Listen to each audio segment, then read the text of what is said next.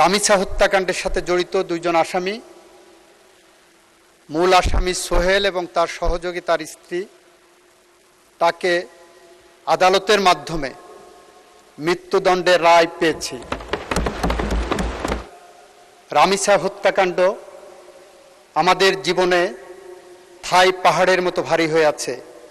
গত 19শে মে ঢাকা শহরের পল্লবী এলাকায় একটি অত্যন্ত নৃশংস ঘটনা ঘটেছিল, আপনারা সবাই দেখেছেন। সে নৃশংস ঘটনায় 8 বছরের শিশু রামিসা ধর্ষণ এবং হত্যাকাণ্ডের শিকার হয়। এই ঘটনার 7 ঘন্টার মধ্যে আমাদের পুলিশ বাহিনী দুইজন মূল আসামিকে গ্রেপ্তার করতে সক্ষম হয়। সরকারের পক্ষ থেকে তাৎক্ষণিক পদক্ষেপ নেওয়া হয়। মাননীয় প্রধানমন্ত্রী নিজে, মাননীয় স্বরাষ্ট্রমন্ত্রী সহ, এবং সেখানে সেই টিমে আমিও ছিলাম, আমরা ভিকটিমের পরিবারের সাথে দেখা করি। ওই দিন ভিকটিমের বাবার একটি আহাজারি ছিল যে উনি বিচার চান না, কারণ এদেশে এই ধরনের ঘটনার বিচার হবে না। আমরা আশ্বস্ত করেছিলাম, মাননীয় প্রধানমন্ত্রী আশ্বস্ত করেছিলেন, এই ঘটনার আমরা বিচার করতে বদ্ধপরিকর।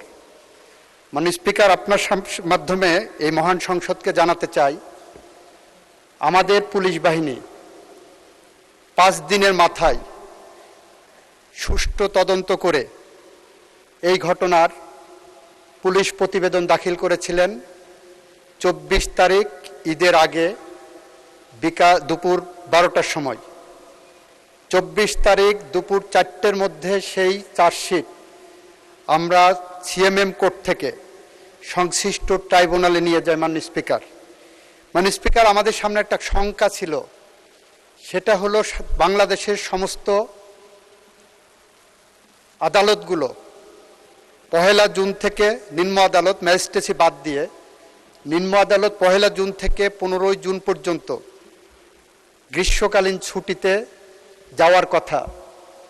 আমাদের মাননীয় প্রধান বিচারপতিকে আমরা অনুরোধ করার পরে বাংলাদেশের সকল শিশুর প্রতি সহিংসতামূলক যে ট্রাইব্যুনালগুলো গঠন করা হয়েছে, আমরা গত সংসদে আইন পাশ করেছি, সেই ট্রাইব্যুনালগুলোকে আমরা ছুটির আওতা বহির্ভূত রাখতে সক্ষম হই। 24 তারিখে চার্জশিট পাওয়ার পরপরই আমরা যখন দেখেছি যে আসামি পক্ষ কোনো আইনজীবী দেয়নি, তাদের বিচার প্রক্রিয়াকে প্রশ্নবিদ্ধ করার অন্যতম একটা প্রক্রিয়া ছিল, আমরা আইনের বিধান মেনে রাষ্ট্রপক্ষ থেকে 24 তারিখেই আমরা আসামিকে একটি স্টেট ডিফেন্স লয়ার দিতে সক্ষম হই। মাননীয় স্পিকার, 24 তারিখে ট্রাইব্যুনাল বসে 1 জুন, যেদিন প্রথম আদালত খুললেন রোজার ছুটির, ঈদের ছুটির পরে, 1 জুন চার্জ ফ্রেমিংয়ের জন্য রাখে। 1 জুন যথারীতি এই মামলার অভিযোগ গঠন করা হয়। 2 জুনে এই মামলার 16 জন সাক্ষীর সাক্ষ্য সমাপ্ত করা হয়, গ্রহণ করা হয়। 3 জুনে এই মামলায় আসামি পক্ষ কোনো সাক্ষী দিতে চান কিনা সেই ধরনের একটি দিন ধার্য রাখা হয়। 4 জুনে যুক্তিতর্কের জন্য উপস্থাপন দিন ধার্য করা হয়। 5 and 6 জুন শুক্র শনি থাকাতে 7 জুন আজকে ছিল, আজকে রায়ের জন্য দিন ধার্য ছিল এবং রায় যথারীতি ঘোষিত হয়েছে।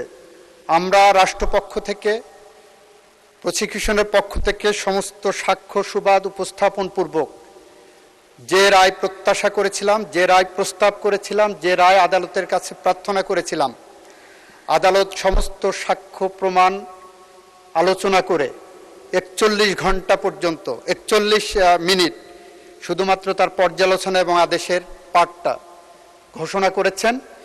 এবং আমরা আনন্দের সাথে জানাচ্ছি যে আমরা রামিসা হত্যাকাণ্ডের সাথে জড়িত দুইজন আসামি, মূল আসামি সোহেল এবং তার সহযোগী তার স্ত্রী, তাকে আদালতের মাধ্যমে মৃত্যুদণ্ডের রায় পেয়েছি। মাননীয় স্পিকার, মাও সুতুংয়ের একটি ঐতিহাসিক উক্তি আছে, কোনো কোনো মৃত্যু থাই পাহাড়ের মতো ভারী, কোনো কোনো মৃত্যু পাখির পালকের মতো হালকা। মানে স্পিকার, রামিসা হত্যাকাণ্ড আমাদের জীবনে থাই পাহাড়ের মতো ভারী হয়ে আছে।